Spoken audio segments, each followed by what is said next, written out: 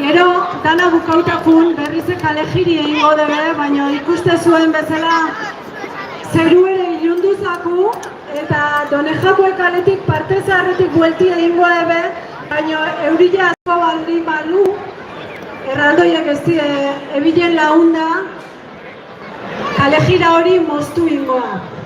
Ikusiko dugu, ea zeruek zezaten.